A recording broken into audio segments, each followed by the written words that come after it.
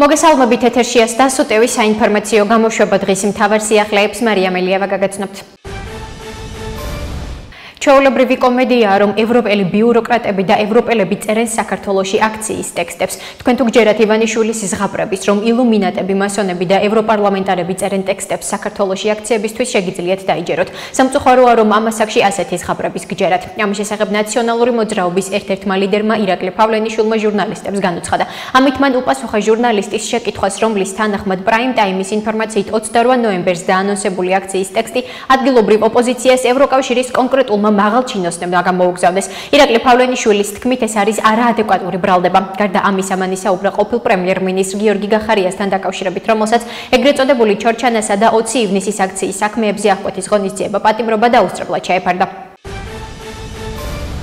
21 საუკუნის საქართველოში დამოუკიდებლობის აღდგენიდან 35 წლის თავზე ჩვენ გვყავს ჩვეულებრივი მარიონეტები ქართული გვარსახელებით და პასპორტებით, რომლებიც გარედან იმართებიან იმისთვის, რომ დააზიანონ საკუთარი ქვეყანა. ამის შესახებ პარლამენტის თავმჯდომარემ ჟურნალისტებთან განაცხადა, რითაც გამოეხმაურა პრაიმ ტაიმის მიერ გამოქვეყნებულ დოკუმენტს, რომელიც ადგილობრივ ოპოზიციას ბრიუსელიდან ევროკავშირის კონკრეტულმა მაღალ ჩინოსნებმა გამოუგზავნეს, ხოლო ოპოზიციის წარმომადგენელმა კი ბრიფინგზე წაიკითხა. მისივე თქმით, კიდევ ერთხელ დადასტურდა რა დონეზე იმართება რადიკალიზმი საქართველოში. 21 საუკუნის საქართველოში დამოუკიდებლობის აღდგენიდან 35 წლის თავზე ჩვენ გვყავს ჩვეულებრივი მარიონეტები ქართული გვარსახელებით და პასპორტებით, რომლებიც გარედან იმართებიან იმისთვის, რომ დააზიანონ საკუთარი ქვეყანა. ასე უნდა შეხედოს საზოგადოებამ ამ მარიონეტების ჯგუფს, რომ მათი ერთადერთი მიზანი არის ჩვენი ქვეყანა ჩააბარონ სხვებს სამართავად, აღნიშნავს შალვა პაპუაშვილი. თბილისის საქალაქო სასამართლომ ყოფილ პრემიერ-მინისტრ პარტია გახარია საქართველოსთვის ლიდერ გიორგი გახარიას 20 ივნისის აქციის საქმეზე აღკვეთის ღონისძიების სახით პატიმრობა დაუსწრებლად ჩაუფარდა. გადაწყვეტილება მოსამართლე ირაკლი ხუსკივაძემ გამოაცხადა. პატიმრობის გამოყენების შუამდგომლობით სასამართლოს პროკურორმა მარიამ გიგაურმა მიმართა, მოსამართლემ კი ბრალდების მხარის შუამდგომლობა დააკმაყოფილა. დაცვის მხარე პროკურატურის შუამდგომლობას არ დაეთანხმა და აღნიშნა, რომ გიორგი გახარიას გაუგონარი ბრალი ედება არარსებული მტკიცებულებების საფუძველზე. გახარიას ადვოკატ ბერდია სიჭინავას თქმით, პროკურატურა არის ინსტრუმენტი, რომლის საშუალებითაც ბიძინა ივანიშვილი ცდილობს ყოფილ პრემიერ-მინისტრზე შური იწიოს. როგორც ცნობილია, მანამდე გიორგი გახარიას ეგრეთ წოდებული ჩორჩანას ეპიზოდზე აღკვეთის ღონისძიების სახით პატიმრობა უკვე შეეფარდა. სტრატეგია აღმაშენებლის გუნდი უერთდება 28 ნოემბრის პროდასავლური პარტიების ერთობლივ აქციას და აქტიურად ჩაერთობა ყველა ფორმატში, რომელიც უზრუნველყოფს ქართველი ხალხის ნების აღსრულებას და ქვეყნის დაბრუნებას ევროინტეგრაციის გზაზე. ამის შესახებ სტრატეგია აღმაშენებლის მიერ გავრცელებულ განცხადებაშია ნათქვამი. როგორც განცხადებაშია აღნიშნული პარტია სტრატეგია აღმაშენებელი აგრძელებს ბრძოლას ქვეყანაში კონსტიტუციური წესრიგის აღდგენისა და ხალხისთვის ძალაუფლების დაბრუნებისთვის. ქართველი ხალხის ერთწლიანმა მტკიცე და გაბედულმა ბრძოლამ აჩვენა, რომ ჩვენ ვიმსახურებთ სამართლიან უსაფრთხო, თავისუფალ და ევროპულ სახელმწიფოში ცხოვრებას. სტრატეგია აღმაშენებელი ისევე როგორც მთელი საქართველო დგას ქვეყნის დემოკრატიული და ევროპული მომავლის სადარაჯოზე. ჩვენი თანმიმდევრული ბრძოლა ვერ შეაჩერა ვერც ლიდერების უსამართლო დატყვევებამ, ვერც შეთითხნილი ბრალდებით ხანგრძლივი ციხის მუხარამ, ნათქვამია განცხადებაში.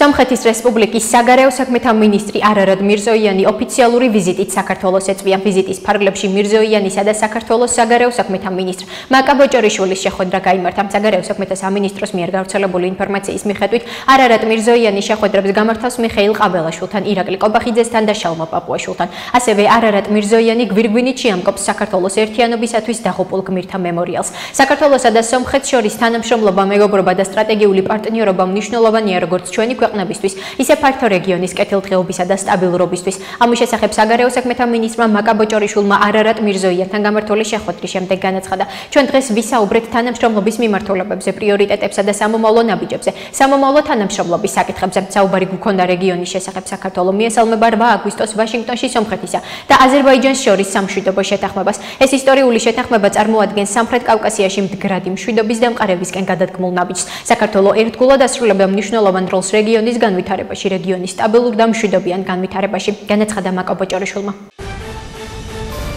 ჩამოყალიბდეს გერმანიის საგარეო საქმეთა სამინისტრო რა სურს მას. სურს ქართველ ხალხთან ხიდების გადება თუ ამ ხიდების დაწვა საბოლოოდ, რადგან ამ ილჩის პირობებში, რომელიც ქართულ სახელმწიფოს მასხრადიდებს, მხარს უჭერს ექსტრემისტებს, სოლიდარობას უცხადებს ქართული ეკლესიის პატრიარქის მლანძღოლ ადამიანს. რთულია წარმოვიდგინოთ, რომ ეს ხიდები აგებული იქნება გერმანიის მხრიდან. ამის შესახებ პარლამენტის თავმჯდომარე შალვა პაპუაშვილმა განაცხადა, რითაც უპასუხა შეკითხვას, რომელიც გერმანიის ელჩ პეტერ ფიშერის საპროტესტო აქციაზე გამოჩენას შეეხებოდა. პაპუაშვილის თქმით, პეტერ ფიშერი მასხრად იგდებს ქართულ სახელმწიფოს საზოგადოებას. ყველაფერს რაც კი დიპლომატიასთან არის დაკავშირებული. პარლამენტის თავმჯდომარის თქმით, გერმანიის საგარეო საქმეთა სამინისტრო უნდა ჩამოყალიბდეს. ბოლოს და ბოლოს რა უნდათ მათ? სამართლებრივად დასჯადი ადამიანი, ვისაც ჩადენილი აქვს მძიმე დანაშაულები და ამ დროს ჯანმრთელია საავადმყოფოში არ უნდა იწვეს. ეს ელემენტარული ფორმულირებაა, რომელიც შესაბამისმა სტრუქტურამ განახორციელა. ამის შესახებ პარლამენტის პირველმა ვიცე-სპიკერმა გია ვოლსკიმ ჟურნალისტებთან საქართველოს მესამე პრეზიდენტ მიხეილ სააკაშვილის კლინიკიდან პენიტენციურ დაწესებულებაში გადაყვანაზე საუბრისას განაცხადა. მისი თქმით, სააკაშვილის ბრალის სიმძიმე შესაბამის სტრუქტურებს ავალებს, რომ მაქსიმალურად სამართლიანი იყოს, მათ შორის იმ ადამიანების მიმართ, ვინც ციხეებში იტანჯებოდა სააკაშვილის პერიოდში. ამავე თემაზე საუბრისას ვოლსკიმ აღნიშნა, რომ ჯანმრთელი ადამიანი იყო პრივილეგირებულ მდგომარეობაში და მის მიერ ნაწამები ადამიანების უშველებელი რაოდენობა მის ციხეში გადაყვანას მოითხოვდა. ყოფილმა პრემიერ-მინისტრმა ირაკლი ღარიბაშვილმა მისთვის აღკვეთის ღონისძიების სახით შეფერდებული 1 მილიონი ლარის გირაოს თანხა ქონებით უზრუნველყო. შესაბამისი ინფორმაცია ინტერპრეს ნიუს მისმა ადვოკატმა ლილი გელაშვილმა დაუდასტურა. ადვოკატის ცნობით გირაოს უზრუნველყოფა მოხდა მოსაშვილის 10 ნომერში მდებარე ირაკლი ღარიბაშვილის ქონებით, რომელშიც ის ამჟამად ოჯახთან ერთად ცხოვრობს. ირაკლი ღარიბაშვილი, რა თქმა უნდა, წინააღმდეგობას არ უწევს. ის კანონმორჩილი ადამიანია, არც ქვეყნის დატოვებას აპირებს და მზად არის თუ გამოძიებას ექნება რაიმე შეკითხვა უპასუხოს. თუმცა ამ ეტაპამდე გარდა იმ ჩვენებისა, რომელიც მისცა ბრალის წარდგენის დროს მისთვის არ დაუსვამთ შეკითხვა და გამოკითხული არ ყოფილა. განაცხადა ლილი გელაშვილმა. საქართველოს შინაგან საქმეთა მინისტრის მოადგილე ალექსანდრე დარახველიძის განცხადებით, სამართალდამცველებმა ნარკოდანაშაულის ბრალდებით 50 პირი დააკავეს, რომელთა უმრავლესობა ნარკორეალიზატორია. როგორც მან უწყებაში გამართულ ბრიფინგზე აღნიშნა, დაკავებულებს შორის არიან როგორც საქართველოს, ასევე უცხო ქვეყნის მოქალაქეები. შინაგან საქმეთა სამინისტროს თანამშრომლებმა ბოლო რამდენიმე დღის განმავლობაში ქვეყნის მასშტაბით ჩატარებული კიდევ ერთი წარმატებული საპოლიციო ღონისძიების შედეგად ნარკოდანაშაულის ბრალდებით 50 პირი დააკავეს, რომელთა უმრავლესობა ნარკორეალიზატორია. ამოღებულია განსაკუთრებით დიდი ოდენობით სხვადასხვა სახის ნარკოტიკული და ფსიქოტროპული საშუალება. პოლიციის მიერ ასევე ამოღებულია ნარკოტიკული საშუალების დაფასოებისათვის საჭირო მასალები. ბრალდებულების მიერ უკანონოდ გაყიდული ნარკოტიკი და სავარაუდოდ ნარკოტიკების რეალიზაციის შედეგად მიღებული თანხმა. გამოძიება საქართველოს სისხლის სამართლის კოდექსის 260, 260 ტერცია, 260 კვარტა და 261 მუხლებით მიმდინარეობს. ნათქვამია გავრცელებულ ინფორმაციაში.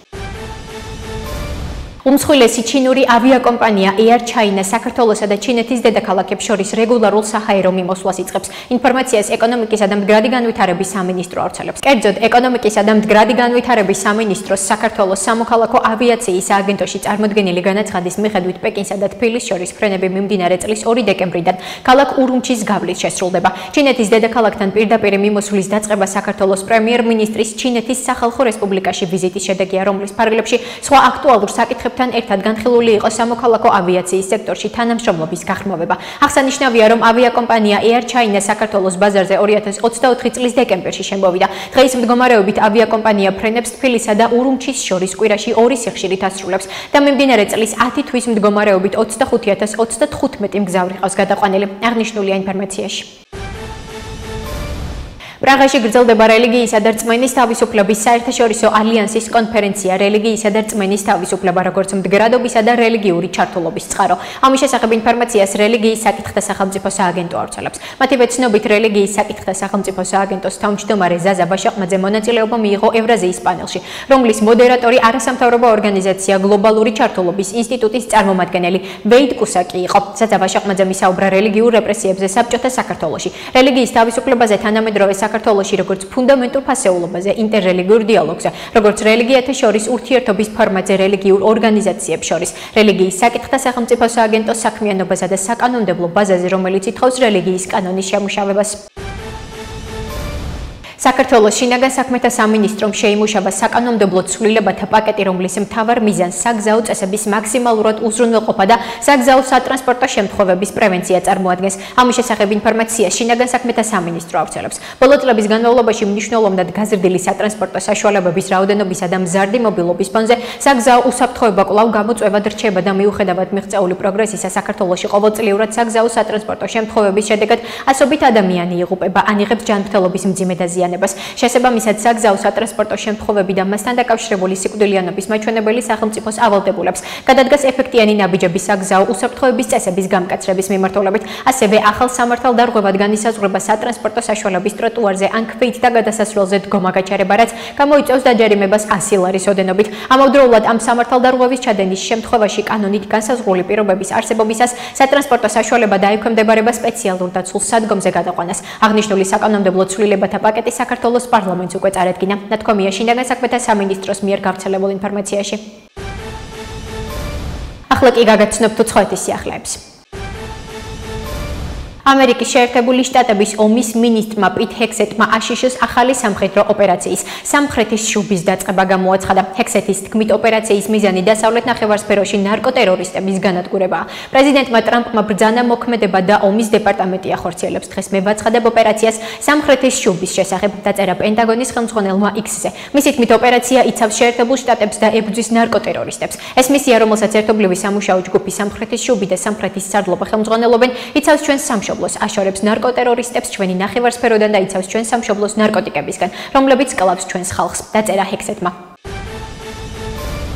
რუსების მიერ უკრაინის დედაქალაქ კიევზე განხორციელებული თავდასხმის შედეგად 3 ადამიანი დაიღუპა. ამის შესახებ კიევის მერი ვიტალი კლიჩკო იუწყება. წინასწარი ინფორმაციით დედაქალაქში 3 ადამიანი დაიღუპა. ვაახლებთ ინფორმაციას, რადგან მაშველები ამჟამად ვერ ახერხებენ ცხედრების ამოყვანას. აღნიშნა მერმა. მისი ინფორმაციით დაშავებულთა რიცხვი 26-მდე გაიზარდა, მათ შორის 2 ბავშვია, 7 და 10 წლის. კიევის საქალაქო პროკურატურამ 3 ადამიანის გარდაცვალების ფაქტი დაადასტურა.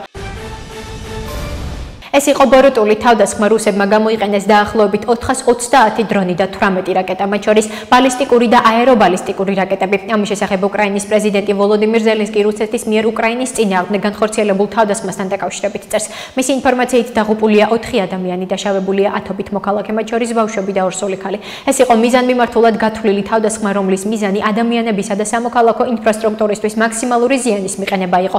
მხოლოდ კიევში 10 საცხოვრებელი კორპუსი დაზიანდა, წერს ზელენსკი. მისი განცხადებით, ისკანდერის რაკეტის ნამსხვრევები აზერბაიჯანის საელჩოს შენობას მოხვდა. მისი თქმით, მსოფლიომ სანქციებით უნდა შეაჩეროს ეს თავდასხმები. ამერიკის შეერთებული შტატების სანაპირო დაცვამ განაცხადა, რომ 29 ოქტომბერს აშშ-ს ტერიტორიულ წყლებთან ახლოს რუსული სამხედრო სადაზვერვო ხომალდი აღმოაჩინა და მონიტორინგი განახორციელა. ინფორმაციას Fox News-ი აშშ-ს სანაპირო დაცვის სამსახურზე დაყრდნობით ავრცელებს. ოფიციალური პირების თქმით, ვიშნიას კლასის სადაზვერვო ხომალდი ოაჰუდან სამხრეთით დაახლოებით 15 საზღვაო მილის დაშორებით იმყოფებოდა. აშშ-ს სანაპირო დაცვის მიერ გავრცელებულ პრეს-რელიზში აღნიშნულია, რომ სანაპირო დაცვამ რუსეთის ფედერაციის საზღვაო ძალების დამხმარე გენერალური დაზვერვის გემ კარელიას უსაფრთხო და პროფესიონალური გადაყვანით და გემის მახლობლად ტრანზიტით უპასუხა. პრეს-რელიზში აღნიშნულია, რომ სანაპირო დაცვის თანამშრომლები ასევე გააკონტროლებენ გემს სამშობლოს თავდაცვის ძალისხმევის მხარდასაჭერად. ამერიკის შეერთებული შტატების სანაპირო დაცვა რეგულარულად აკონტროლებს საზღვაო აქტივობას ჰავაის კუნძულების გარშემო და მთელ წყნარ ოკეანეში, რათა უზრუნველყოს ამერიკის შეერთებული შტატების წყლების უსაფრთხოება. განაცხადა სანაპირო დაცვის ოკეანის ოლქის რეაგირების უფროსმა. ასეთი იყო მიმდინარე სიახლეები მომავალ შეხვედრამდე.